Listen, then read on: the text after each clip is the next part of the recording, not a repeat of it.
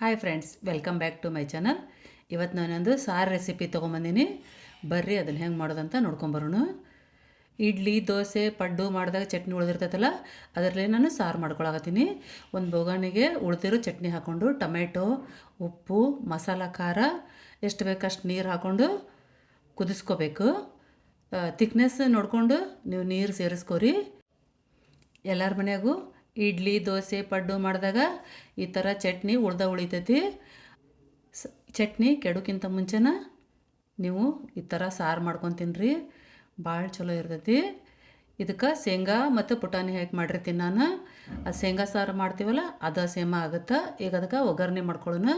ಒಂದು ಪ್ಯಾನಿಗೆ ಎಣ್ಣೆ ಹಾಕ್ಕೊಂಡು ಸಾಸಿವೆ, ಜೀರಿಗೆ, ಹಿಂಗು, ಕಾಶ್ಮೀರಿ ಚಿಲ್ಲಿ ಪೌಡರ್, ಅರಿಶಿನ ಪುಡಿ, ಕರಿಬೇವು ಹಾಕ್ಕೊಂಡು ಫ್ರೈ ಮಾಡ್ಕೋಬೇಕು. ನಾನು ರೆಡ್ ಚಿಲ್ಲಿ ಪೌಡರ್ ಕಲರ್ ಸಂಬಂಧ ಹಾಕ್ಕೊಂಡಿನಿ. ಇವಾಗ ಅದಕ್ಕೊಂದು ಸ್ವಲ್ಪ ಪಾಲಕ್ ಹಾಕ್ಕೊಳಕತ್ತೀನಿ. ಸಣ್ಣಗೆ ಹೆಚ್ಕೊಂಡಿದ್ದು ಪಾಲಕ್ ಹಾಕ್ಕೊಂಡು ಒಂದು 2 ನಿಮಿಷ ಬೇಯಿಸ್ಕೋಬೇಕು, ಹಸಿ ವಾಸನೆ ಹೋಗೋವರೆಗೂ. ನಾನಿಲ್ಲಿ ಸಾಂಬಾರು ಪುಡಿ ಬಳಸಿಲ್ಲ, ನೀವು ಬೇಕಾದ್ರೆ ಸಾಂಬಾರು ಪುಡಿ ಹಾಕ್ಕೋಬೋದು.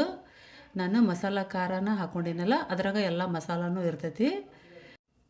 ಇವಾಗ ನೋಡಿರಿ, ಪಾಲಕ್ ಬೆಂದಾದ್ಮೇಲೆ ಕುದಿಯತ್ತಿರೋ ಸಾಂಬಾರಿಗೆ ಮಿಕ್ಸ್ ಮಾಡೋಣ.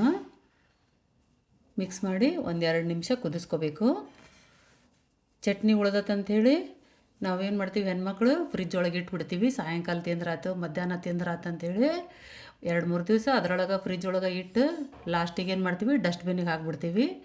ಅದ್ರ ಬದಲು ಈ ಥರ ಸಾರು ಮಾಡ್ಕೊಂಡು ತಿನ್ನಿರಿ, ಭಾಳ ಟೇಸ್ಟ್ ಇರ್ತೈತಿ. ಒಂದು 10 ನಿಮಿಷನೊಳಗೆ ಈ ಸಾರು ರೆಡಿ ಆಗ್ತೈತಿ. ಏನು ಬೇಳೆ ಕುದಿಸೋ ಅವಶ್ಯಕತೆ ಇಲ್ಲ, ಕೊಬ್ಬರಿ ರುಬ್ಬೋ ಅವಶ್ಯಕತೆ ಇಲ್ಲ.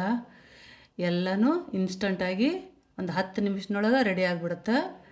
Thanks for watching.